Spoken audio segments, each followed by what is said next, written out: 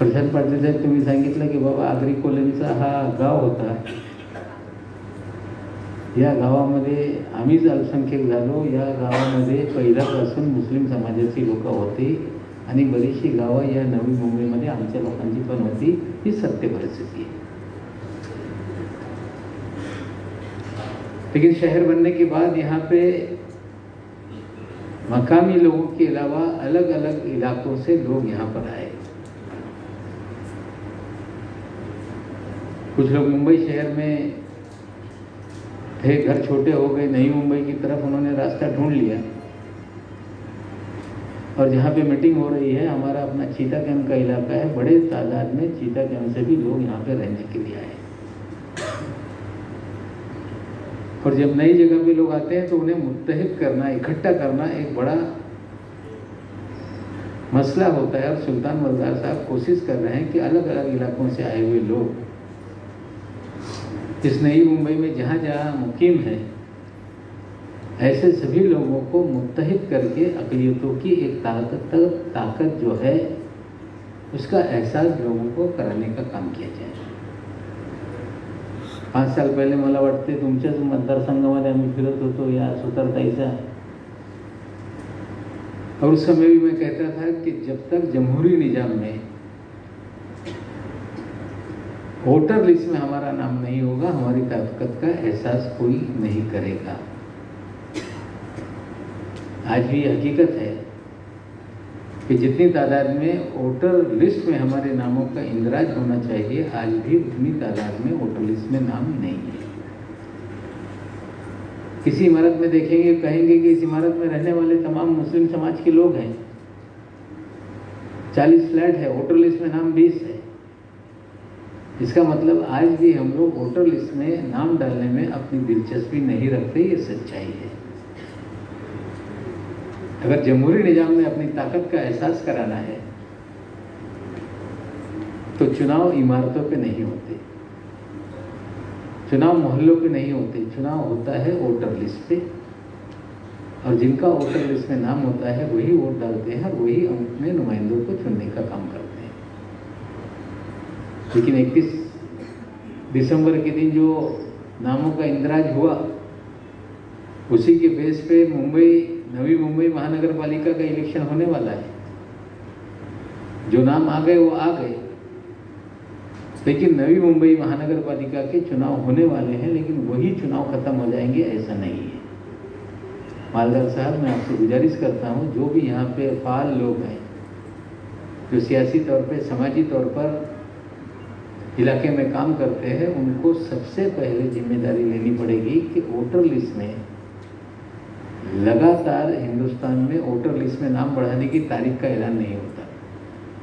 हिंदुस्तान में voter list में नाम चढ़ाने का या कम कराने की ये जो प्रोसेस है, ये लगातार चलती रहती है. और हमारी जिम्मेदारी बनती है कि हम उस काम को जिम्मेदारी से अगर निभाने का काम करेंगे तो हमारी तादाद जो है कम से कम वोटर लिस्ट में नजर आएगी और एक सियासी ताकत इस शहर में बनेगी. इसकी कोशिश हम लोगों को करने का काम करना पड़ेगा. जिस तरह से नाहटा साहब बोल कर गए, प्रशांत पाटिल जी यहाँ पर है, गावड़े साहब हैं, शिंदे साहब जी ने बोला, कहीं ना कहीं नुमाइंदगी पहले नायक साहब से मैं कहता था तो नज़रअंदाज करने का काम करते थे. लेकिन जिन लोगों के हाथ में जिम्मेदारी आज है वो नुमाइंदगी दी जाए इस हक में है. और हमें उम्मीद है कि नुमाइंदगी हमारी भी नवी मुंबई म्यूनसिपल कॉरपोरेशन में पड़ेगी. ये उम्मीद हम लोगों को है. जहाँ तक सवाल है सियासी तौर पे, राष्ट्रवादी कांग्रेस पार्टी महाराष्ट्र में 55 सीट शिवसेना के पास और 54 सीट राष्ट्रवादी कांग्रेस के पास. लेकिन 3 पार्टियों की सरकार है. हम लोगों ने कौन कितना बड़ा कौन कितना छोटा ये ना समझ के महाराष्ट्र में फिरका परस्ती के बुनियाद पे जो लोग इस मुल्क के अंदर सियासत करते हैं, उन लोगों को दूर रखने के लिए एक लाहे अमल तैयार करके पवार साहब ने 3 पार्टियों को साथ में लाने का काम किया. जब 3 पार्टी की सरकार बनी तो भारतीय जनता पार्टी के लोग बोलने लगे कि 3 पहिए की गाड़ी है, कितने दिन चलेगी. उस वक्त भी मैंने कहा था कि देवेंद्र जी, जब तुमने कदम चलना सीखा होगा तो 3 पहिए की गाड़ी पे हाथ लगाए बिना तुम चल नहीं पाए होगे, ये सच्चाई है। छोटे बच्चे को चलने के लिए 3 पहिया गाड़ी दी जाती है, थोड़ा और बड़ा हो गया तो साइकिल भी 3 पहिए बिना चलती नहीं। और 3 पहिया बोल बोल के हमारा मजाक उड़ाने वाले लोगों को हमने कहा कि आप क्या रिक्शा चलाने वालों का मजाक उड़ा रहे हो। लेकिन फिर बोलता हूँ कि 3 पहिए से ही हवाई जहाज उड़ता है, ये भी आपको समझना चाहिए। आप 3 पहिया करते थे, हवाई जहाज अब आसमान में उड़ने लगा है और अपनी मंजिल तक पहुंचेगा, ये भारतीय जनता पार्टी के लोगों को समझना पड़ेगा। जिस तरह की सियासत पूरे मुल्क के अंदर है, कल हिंदुस्तान का गृह मंत्री पार्लियामेंट में बोल रहा था कि हम लोगों को लड़ाना नहीं चाहते, हिंदू मुसलमान के बीच में तफरीक करना नहीं चाहते, हमने कभी मजहब के नाम से राजनीति करने का काम नहीं किया। मुझे लगता है कि अमित शाह की कथनी और करनी में फर्क है। गृह मंत्री होते हुए भी बंगाल में जिस तरह के वो भाषण करते हैं कि जब जब चुनाव आ जाता है तो देश का प्रधानमंत्री कब्रिस्तान और शमशान की बात करने लगता है, चुनाव आ जाए तो ईद और दिवाली की बात होने लगती है। भारतीय जनता पार्टी के नेता के नाते, गृह मंत्री के नाते अगर आप बोल रहे होगे कि आपकी कथनी करने में अंतर है, ये पूरा मुल्क जानता है। और किस तरह की सियासत, अमित शाह हो, मोदी जी हो या संघ परिवार के लोग हो, भारतीय जनता पार्टी हो, वो कौन सी सियासत इस मुल्क में कर रही है, पूरे मुल्क के लोग जानते हैं। वो किसी से छुपा नहीं है। हमें लगता है कि हालात के तहत कहीं ना कहीं बयानबाजी लोगों को गुमराह करने के लिए वो करते रहते हैं। इस मुल्क के अंदर सत्ता में आने के बाद अमित शाह जी का क्या कहना था कि हम पूरे मुल्क के अंदर जो भी घुसपैठिए हैं उनको निकालकर देश से बाहर कर देंगे, एनआरसी लागू करने का काम करेंगे। कल पार्लियामेंट में बोल रहे हैं कि एनपीआर के अंदर कागज देना कोई जरूरी नहीं, कोई डी वोटर बनेगा नहीं, डी नागरिक बनेगा नहीं, डाउटफुल यादी में हम किसी को डालने का काम नहीं करेंगे। लेकिन आज से 2 महीना पहले, 6 महीना पहले तक के जितने भी बयान उन्होंने दिए, कहीं ना कहीं जिस तरह का बयान दिया उन्होंने, वो उस पर किसी का भरोसा नहीं हो सकता। कहीं ना कहीं मुल्क के अंदर हम रहने वाले हिंदुस्तानी लोग हैं। हिंदुस्तान में सभी लोगों को आइन ने हक दिया है कि वो अपना मजहब अपनी मर्जी से चुन सकते हैं। उसे पूरी तरह से आज़ादी दी गई। इस मुल्क के अंदर मजहब के नाम पर किसी को नागरिकता या विशेष अधिकार देने का काम इस मुल्क के आइन ने नहीं किया। लेकिन लगातार भारतीय जनता पार्टी, संघ परिवार के लोग इस मुल्क के अंदर कहते रहे कि हम कुछ लोगों के जो आईनी दस्तूरी हक है उसको भी छीनने का काम करेंगे। हमें लगता है कि जमहूरियत में ठीक बात है कि जमहूरियत में कहीं ना कहीं चुनाव के जरिए लोग आकर सत्ता पे विराजमान होते हैं।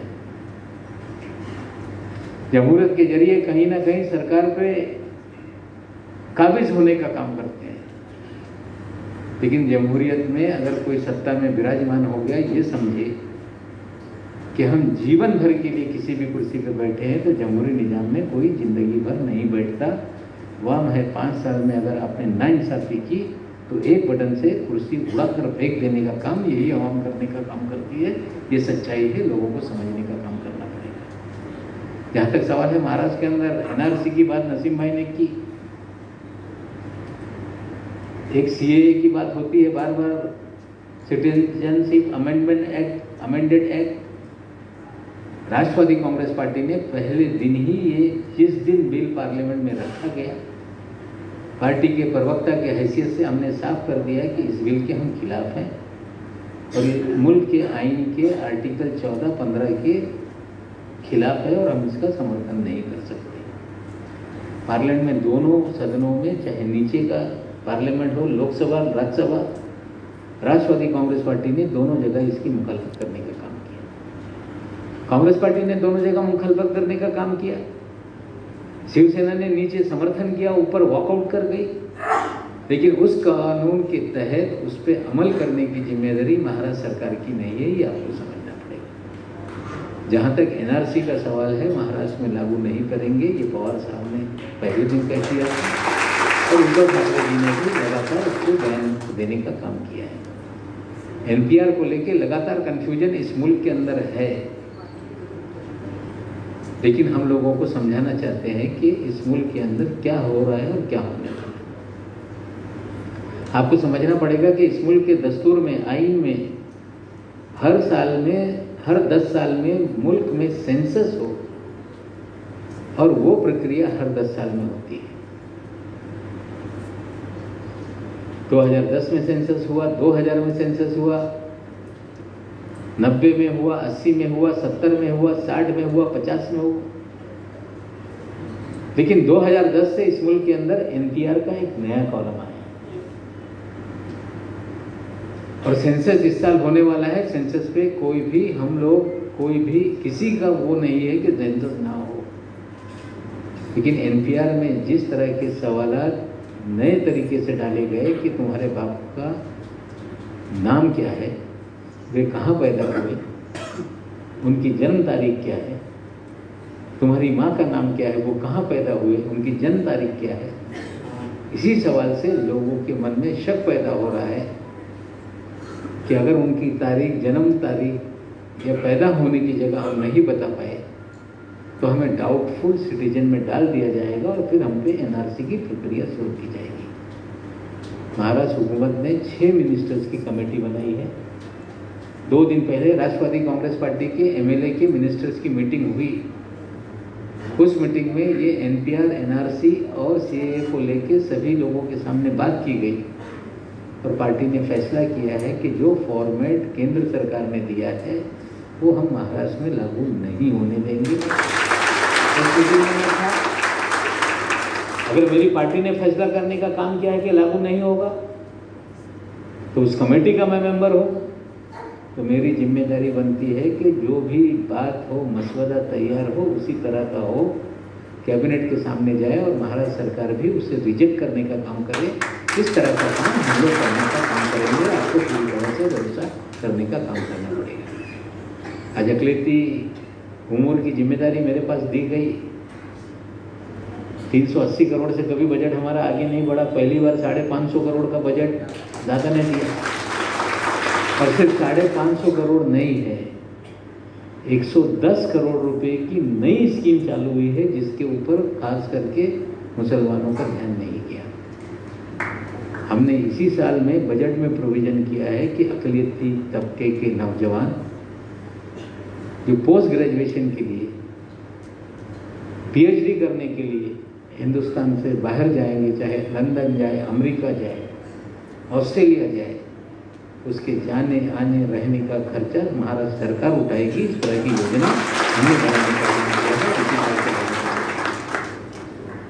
जिम्मेदारी दी गई है, तो कुछ नया करना पड़ेगा।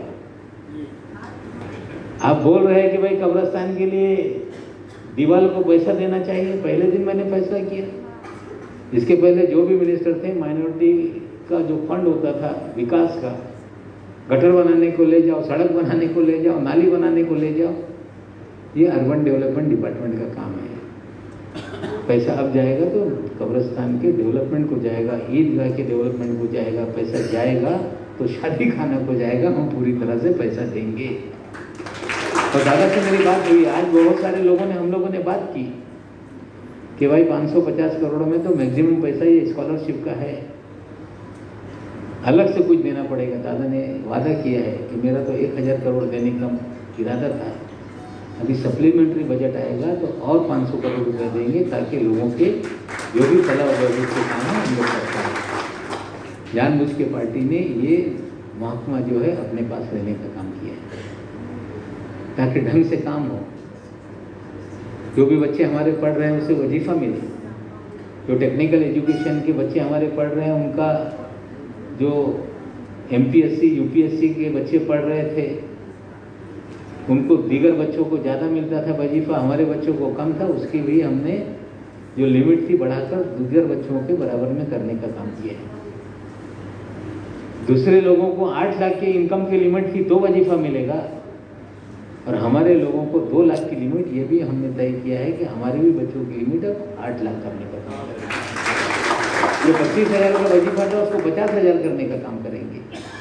और पूरी तरह से आज ही मैं बैठा था, मदरसों को लेके नसीम भाई का अपना नज़रिया होगा कि सरकारी पैसा मदरसे में ना लगे, लेकिन आज ही मैं आपसे बोलना चाहता हूँ कि जितने मदरसे महाराष्ट्र में हैं सभी मदरसे में कंप्यूटर लैब सरकारी पैसे से हम बनाएंगे और पूरी तरह से बनाएंगे।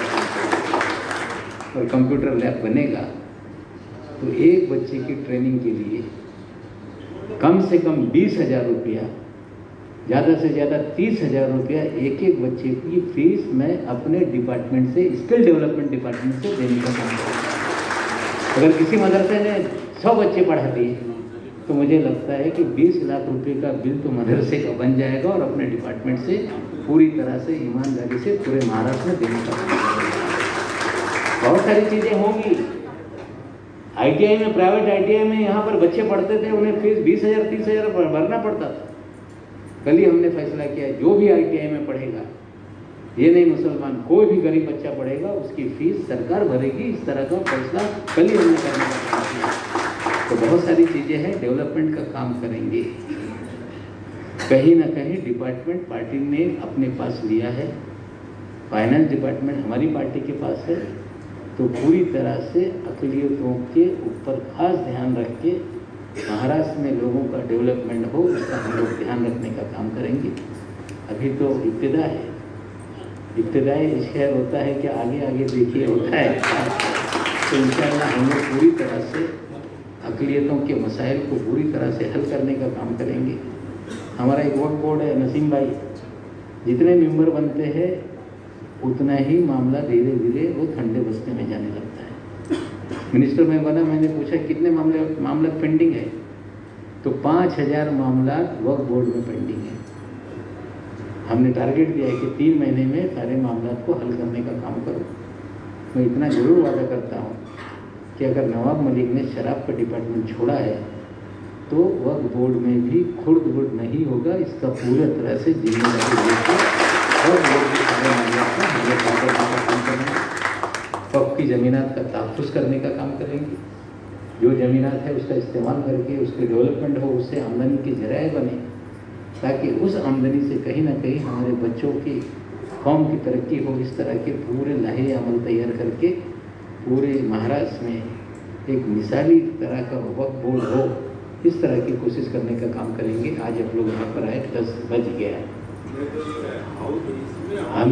अंदर पाबंदी नहीं है, लेकिन कहीं ना कहीं मिजाज अपना बनाना चाहिए कि भाई चलो 10 बजे के बाद माइक बंद होना चाहिए। पूरा 10 बजाए, ज़्यादा ना बोल के मैं तहे दिल से अपने सुल्तान मालदार साहब का, उनके साथियों का शुक्रिया अदा करके और आप लोगों से इतनी गुजारिश करता हूँ कि कॉरपोरेशन का चुनाव होगा तो खुद वोट डालेंगे, अपने पड़ोसियों को वोट डालेंगे, और जो उम्मीद प्रशांत पाटिल जी को है, गावड़े जी को है, हमारे महाविकास आघाड़ी के 70% से ज़्यादा कॉर्पोरेटर जीतेंगे। हम चुनाव में आएंगे, हम लोग मिलेंगे लोगों से, छोटी छोटी मीटिंगें करेंगे और पूरी तरह से महाविकास आघाड़ी को कामयाब करेंगे।